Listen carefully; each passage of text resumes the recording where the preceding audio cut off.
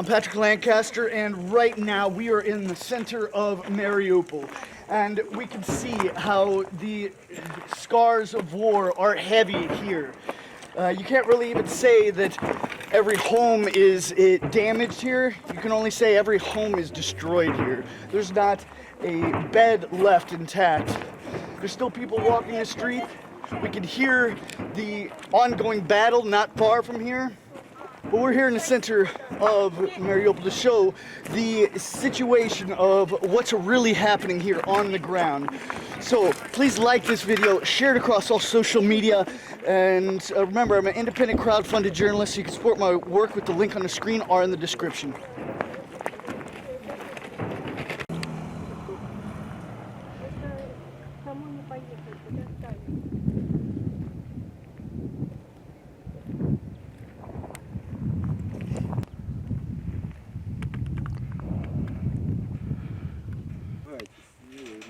Я говорю, не шумите, не переживайте. Можете сказать, как обстановка здесь? Я вчера ехал с веломагазина. И я туда продукты вожу, меняю на резину, на это сам. С первой школы, вот это первая школа. И отсюда укропы меня начали стрелять.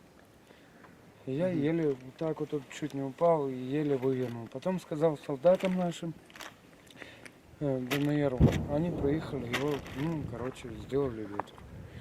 Убили, то есть, расстреляли. То есть здесь находилось вчера...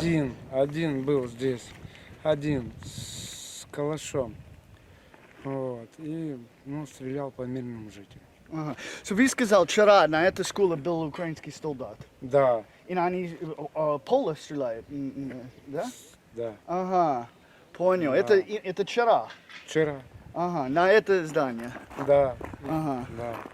Понял. Это первая школа. Yeah, это школа, где дети учились. So this was the first school, number one here in Mariupol. And he says, as you heard, just yesterday, Ukrainian forces were right here in this school firing at civilians.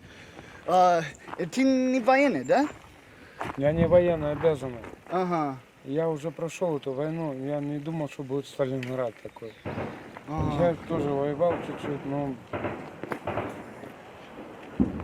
я не думал, что такое будет еще в моей жизни еще один раз. Ага. Когда был? 89-й год. Ага. Понял. И что вы думал? Что будет сейчас?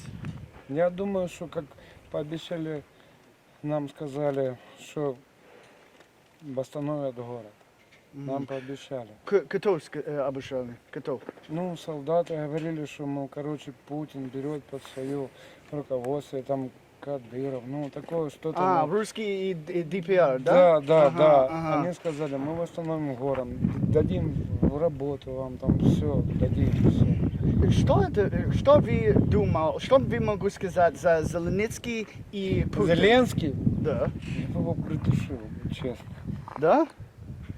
Он пообещал, когда он стал президентом, он сказал, год и войны не будет. Видите сами. И что вы могу сказать за Путин? Путин умничка, молодец. Как он был, он свое слово всегда держит. Ага. Вы украинские, западные Европа, США, они сказали, что русские сделают украинский плохая жизнь и все это. Нет. Путин он сделал красиво, он молодец. Ага. Он сделал все красиво, он сделает красиво. Мы были за него в 2014 году, когда на нас, наши хохлы, ребят, они нас бросили. Кто? Хохлы, вояки бросили в 2014 году. Мы же были за ДНР. Они бросили, убежали. 14 год. У меня ДНР, да? Да. Потому что украинский хохлы был, бросили. Да? Или как? Бросили хохлы нас. И ДНР потом бросили. Нас все кинули. А потом, когда Азов, я могу на камеру даже сказать, наркоманы и алкаши. Кто? Которые расстреляли мирных жителей, расстреливали. Азов. Такое было. Что это? Наемная армия была. Частная наемная армия, которых спасибо выбили их отсюда. Они стреляли в мирных жителей. по детям, по всем. Скажите, что лично вы видели своими глазами из свидетельств вот, военных преступлений Лично? Азова? Которые меня стреляли. Я лично, меня стреляли. Я живой остался. У меня 3 внуков, у меня дочку. У меня 3 внуков. Осталось. 3 внуков.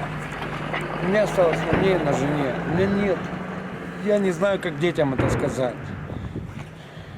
Это Азов. А где в каком состоянии ваш дом сейчас? Показать? Мы сейчас проедем за вами тогда. Да вот я тебе покажу. Как зовут? Александр. Фамилия? Порозняк. Мне пофиг, я никогда никого не стеснялся, никого никогда не боялся. Я прошел такую школу жизни.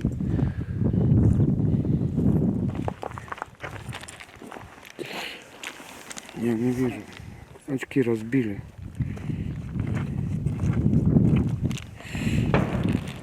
О, сейчас. Я покажу дом. Я покажу сейчас дочку. А далеко вы находитесь вообще, дом ваш? Здесь чуть ниже по улице, да? Давайте пройдемся с вами. Давайте. So, so we've met this man, Alexander, and he's telling us some interesting things and wants to show us his home and, well, what's left of it. So, here we go.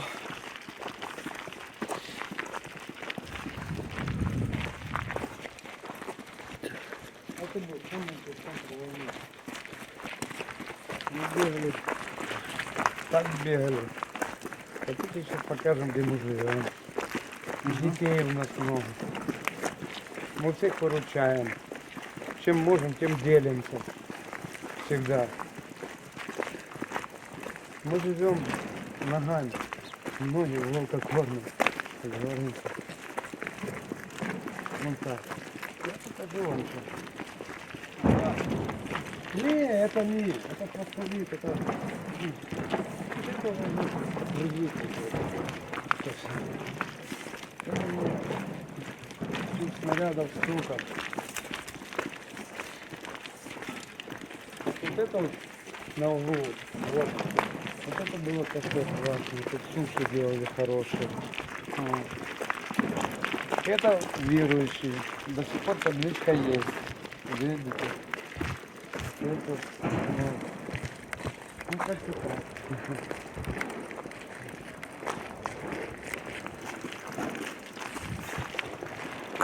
And we can see this man's neighborhood is just destroyed.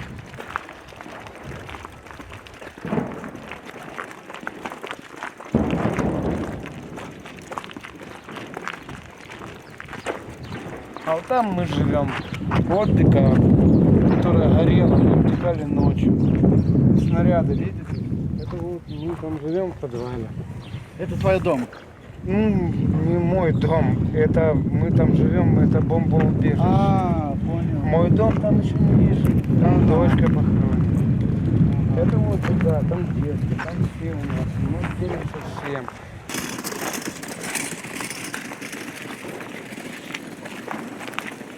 And we can hear the active battle not far from here. Как далеко это стреляет сейчас? Сейчас стреляют по итальянской, там это самое. Я вчера в море купался, и нас обстреляли укропы. Да. Застреляли укропы нас. Они сели там на берегу моря на Галане. И я семью всю полностью забрал, мы привезли сюда бомбоубежище, бегом сюда с детьми прибежал. Они сидят где-то по хатам. Ну, я же говорю, я ехал, меня с первой школы стреляли.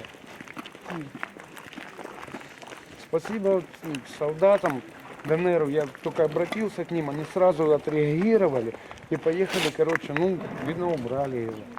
Потому что уже тишина здесь как-то так. А так, ну, если честно, поспокойнее стало. Поспокойнее. Собі сказав, был обстрел 2 раза вчера. Один раз. Вчера Школа? с первой школы, да. И море. А море это, да. Я пошел на море еще, покупался. Тихо сидели нормально. И как начали обстрелы, укропы, и мы сразу детей и сюда в бомбоубежище, я забрал с Галочки.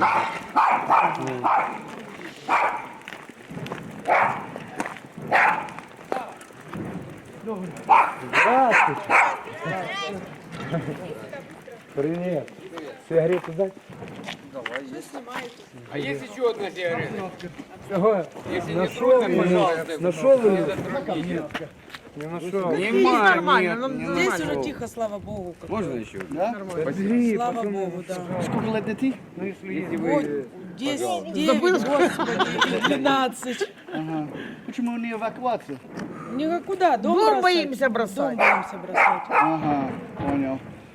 И как вы думали, что вы могу сказать Зеленский и Путин? Что вы могу сказать? Мы не, ничего мы не можем сказать. Мы Это хотим и просто это. мира. Мира и Ага. все, да. Мира мы хотим. Ага. А скажите, а восстановление домов будет или Будет, пообещали. Остановка, я... чтоб- Будет. чтобы Помощь какая-то. Да. помощь будет А, какая-то? Динар, обещание. Как, не Обещания знаю. будут, да? Вот у нас крыши нет, у нас окон нету, дверей в кабинете нету, мы спим вот так, ну в подвале. В подвале конечно. живем еще. Зайка, у меня дома нет. Ну ты говоришь. Всё, как И зовут? дочка Саша, лежит. какой это адрес? Николаевская Николаевская 20. Ага, все. Счастливо. Спасибо Всё, большое. спасибо. Что там? Моя дочь. Это она дома. Ну, Вот похоронена, потом кто-то захоронил. я не знаю. Это... Вот она моя дочь. Вот тут снаряд. Это она. Я ее захоронил здесь. А попала она вот там.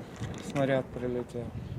Вот он, можно сказать, мой дом, у меня ключей нет, я отдал соседу. У меня дома нет. Там просто голые стены. А это моя дочь. Сколько лет она была? 36 лет, 3 детей.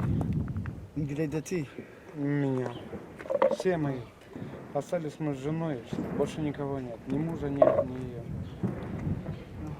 И что произошло? Попала под осколок.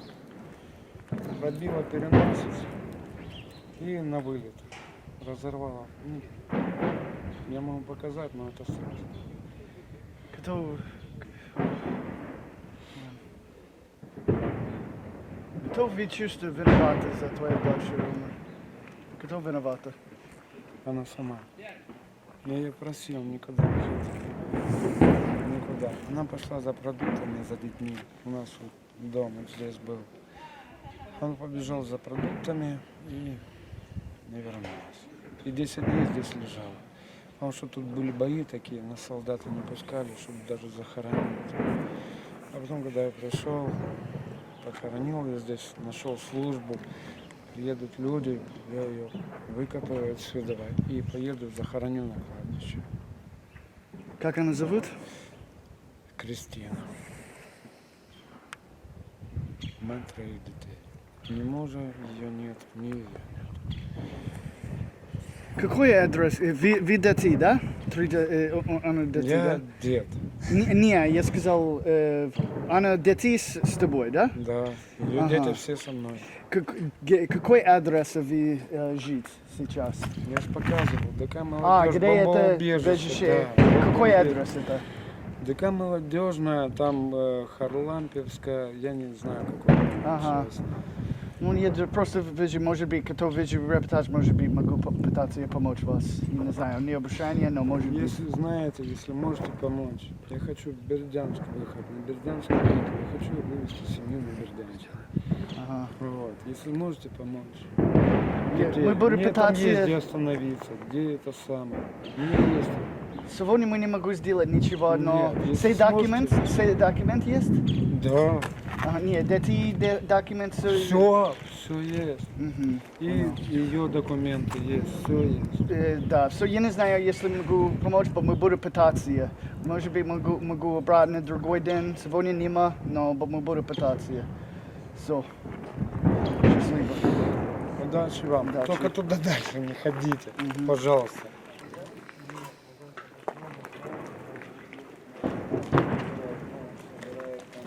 Ездят, откапывают и потом перезахоранивают. Там служба есть у нас. Спасибо. Как долго? МЧ есть. Как долго ты думал это будет? Через неделю или как? Да. And this is a hard situation. This man lost his daughter, has his 3 grandchildren. We're gonna try to help him. And hopefully he can put his daughter to a little bit better resting place. That's what he wants to do. And we'll be back in a few days, hopefully, to help him farther.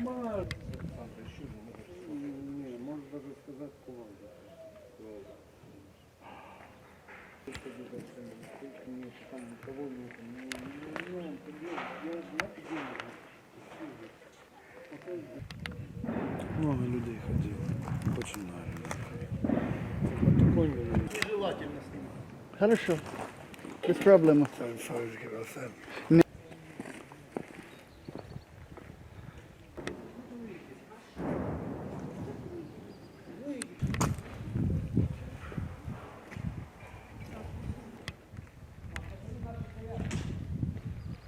And now we've come to this Red Cross, big 18-wheeler truck. You can see the burnt cover of the truck here. And right here we can see the Red Cross label on the back of the truck with so much shrapnel holes in it. And this is all near the center of Mariupol. Now, we're just at the bottom of the hill from where we walked with the man. Just a little bit away from his home with his daughter's grave. But here, we see a child's theater and cinema burnt almost to the ground. I mean, the stones are still up, but nothing's left inside. It just shows every inch of Mariupol is toast. And it's unfortunate for the people. But as you see, they have high hopes for the future. So we're gonna leave you for this story and move on to the next story and give the next group of people a voice here that wouldn't have one otherwise. And just keep telling you what the people are really thinking and what's happening here on the ground in Mariupol. So please like this video, share it across all social media, and remember, I'm an independent crowdfunded journalist. You can support my work with the link on the screen or in the description. We're out.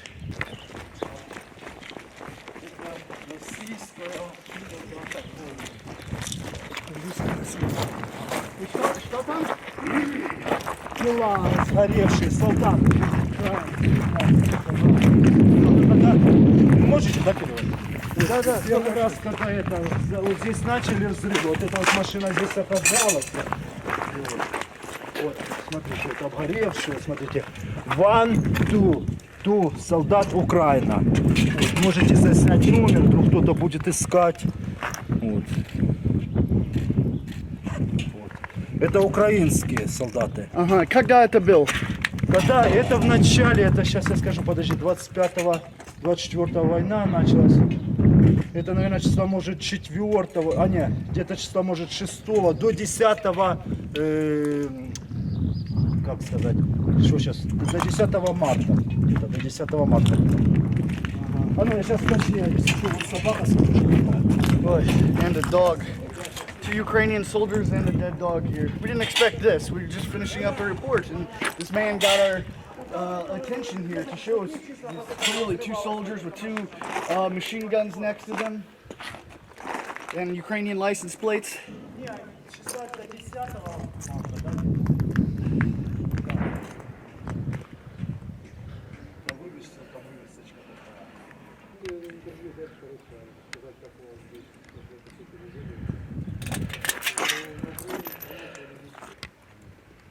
Это где-то часов 5 так начался, только где-то до 8:30 утра, и потом вечером где-то с 7 утра, и часов до 10. Где только в нашу сторону, ну, сюда, в эту, где-то раза 300.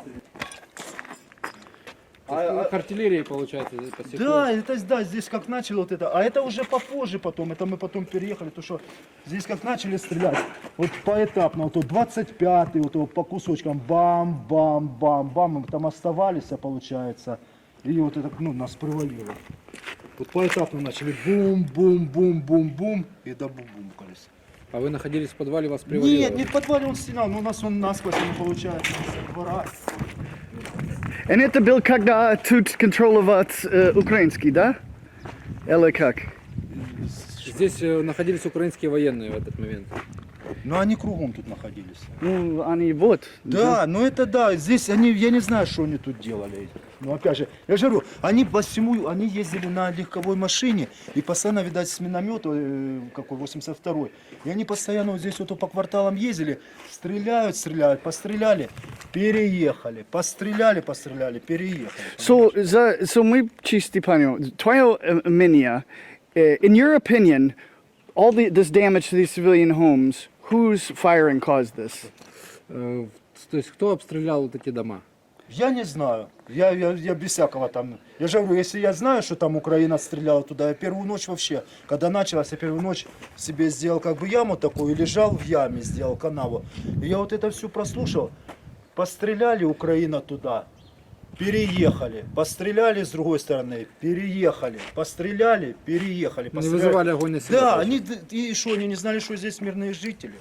Вот у нас вот хлопец вот здесь вот живет, он в драмтеатре был, когда вот это взорвалось. Он говорит, мы там, говорит, они знали, говорит, что здесь мирные жители, говорит, в драмтеатре, говорит, там больше 1000 человек, говорит, или 1000, говорит. И они, говорит, рядом вот возле драмтеатра стреляли по российской, по их стороне. А те, соответственно, наверное же. Я же говорю, если эти раз 50-100 стрелять, с 5 утра и до 8 до полдевятого утра Украина стреляла. А те россияне раза 3 только стреляли в эту сторону. И все. Я же говорю, мы с соседкой, как бы лежали, то, что у нее тут она сама с мамой больной. То есть мы удивляемся, говорю, как у россиян, ДНР, это терпение, что эти 100 раз туда стреляют, а те только 3. На 100 3 раза сюда стреляли. Я вообще не понимаю, как у них терпение было. Хотя, по идее, они должны были вот этот квартал весь сравнять, если вот так вот психанули бы. Можно вопрос? Что вы могу сказать на Зеленский или Путин? Что вы могу сказать? Зеленскому или Путину вот ваше обращение какое-то можете сделать? Я не знаю, мне все равно, чьи снаряды попали в этом, просто я не знаю, что сказать. Чтобы был мир, я за то, чтобы мир был, все. И мир Божий тот, который дает Бог. То, что мир человеческий, все говорят, мы хотим мир, а видите, что получается, что мир человеческий вот происходит. Путин говорит мир, Зеленский говорит мир, а вот это мир, это не мир. А когда Бог говорит мир, у него он справедливый. Зеленский объявил, что Мариуполь будет защищаться до последнего солдата, до последнего жителя. А где Зеленский? Он побывал вот здесь вот? Зеленский или Путин, вот, кто из них вот здесь вот? Где их семьи? Вот здесь вот, где? Я их не вижу. Где? Вот это Зеленский? Нет. Путин это нет. Где они? Где их семьи? Их же, наверное, ж нету.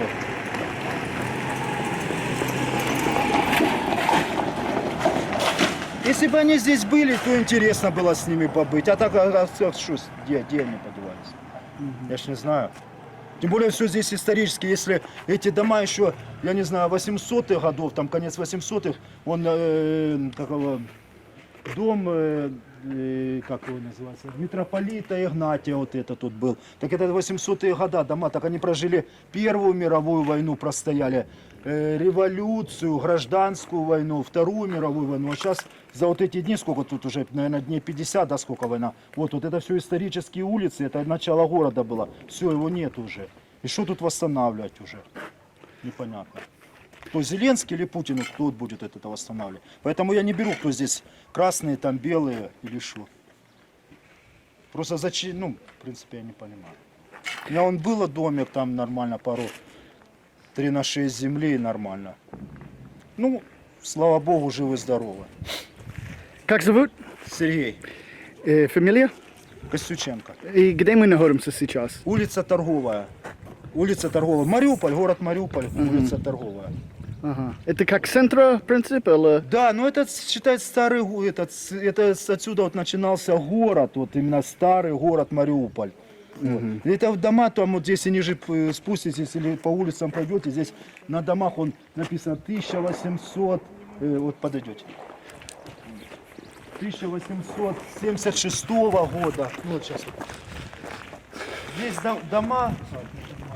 Объясни, что здесь дома еще 1800. Ага. Вот эти вот домики такие вот. Здесь еще я жалую, что до царя Гороха оно все строилось. Я жалую, сколько войн оно все про это пробыло. So, спасибо, счастливо. Всего хорошего, с Богом. Пусть Господь вас благословит. Здравствуйте. Вы были в драмтеатре, да? Можете сказать немного о том, что там происходило? Потому что противоречивая информация, и свидетелей очень мало удается найти. Происходило на момент прилета, ну, в смысле... Ну, то есть, взрыва. да, вообще, как это было? Как вы туда попали? С чего все началось? Да, как этот момент был Хронология и что событий. произошло? Ну, так, не было информации, уже началось как бы военное действие, не было никакой информации.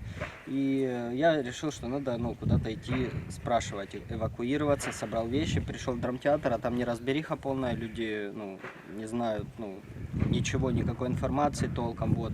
Я решил, ну, надо помогать, значит, вот, я там...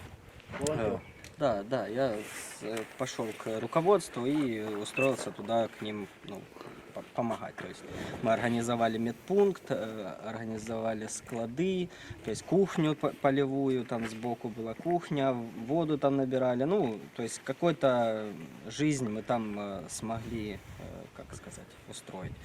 Вот. И в какой-то момент регистратуру уже даже устроили. Там было на момент ну, как бы прилета первого этого было 1000 человек. То есть уже зарегистрированных. И не зарегистрированных было там 1000 с чем-то. Регистрация секретаря. Как вы регистрировались, как... Просто нам надо было количество... Военные говорили, что нужно там адрес проживания и имя. Какой Имя, военный? фамилия. Украинские? Украинские, да, Да, украинские. это какое число было? Ой, я не могу честно сказать, у меня сейчас перемешало все как бы в голове. Так, и вы находились в подвале театра? Нет, я находился, там на самом деле люди были где, ну, много где. То есть там не было такого, что все были в подвале. Были по всем. Да, там везде были. Люди до самого 4-го этажа были везде совершенно. Вот. И вот в какой-то момент даже было такое, что мина прилетела уже к самому зданию, повисла на елке и взорвалась, и, ну, как бы, осколки полетели. Это был мина или Нет, авиация? мина. Это первый раз просто на здание прилетела мина. Ага. Вот. А уже потом, дальше, моя личная история, в какой-то, из дней мы закончили свои дела, и я уже проснулся в другом убежище, рядом со мной незнакомые мне люди. Вот. И оказалось, что я пережил это, удар по драмтеатру. Меня нашли, знакомые нашли там возле драмтеатра, я сидел, вот, и они меня перенесли на другое убежище. Вот. Да, меня еще контузило, я несколько дней ничего толком не понимал. Вот. И теперь вот я здесь. So, на этот момент, сколько людей, как вы думали, был умер там?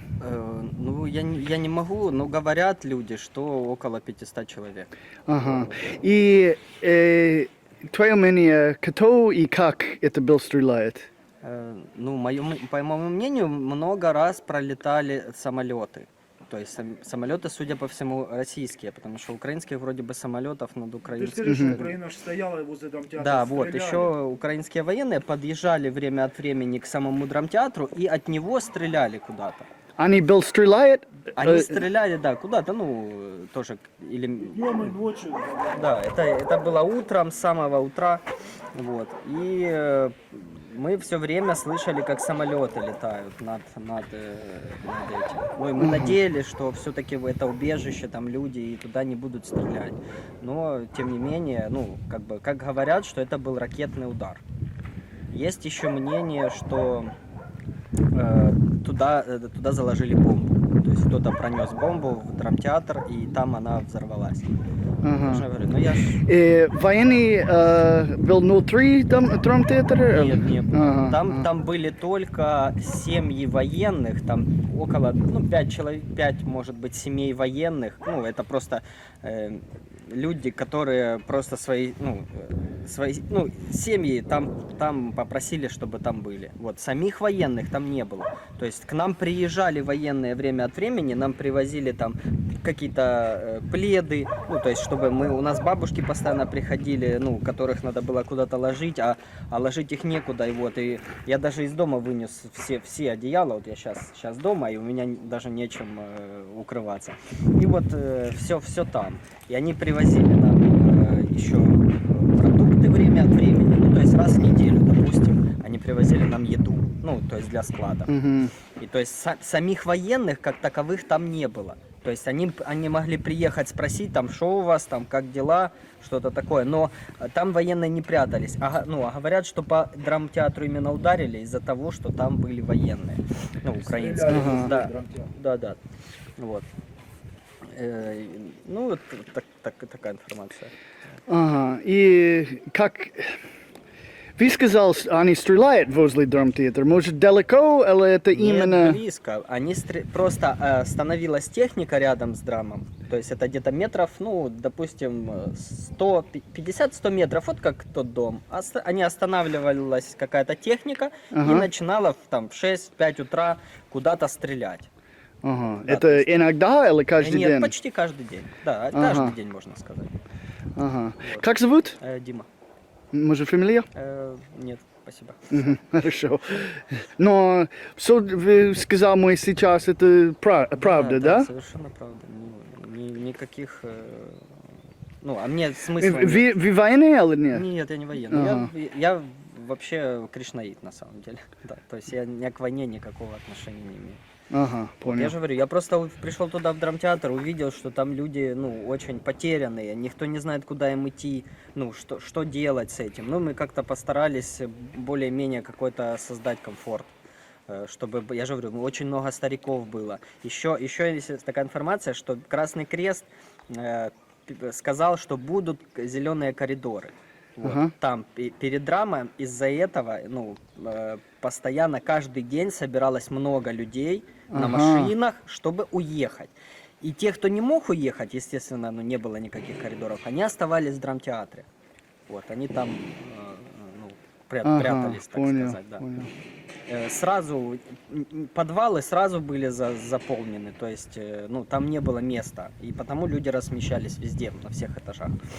Ага, понял. Спасибо. Спасибо. And we can see, even in this horrible situation, these families are still trying to live. Those that are left. See a little.